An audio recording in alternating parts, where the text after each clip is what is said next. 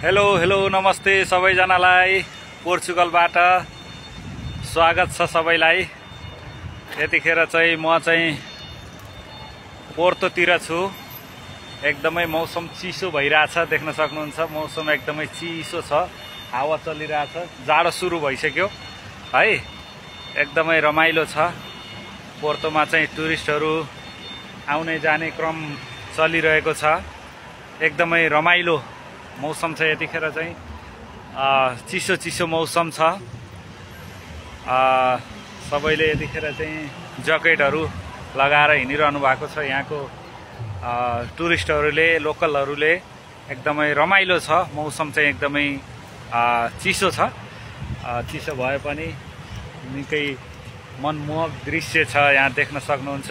ल हेर्नुहोस् कति राम्रो फुलबारी छ, रहर लाग्दो फुलबारी देख्न सक्नुहुन्छ। ल हेर्नुहोस् रहर लाग्दो फुलबारी छ यहाँ।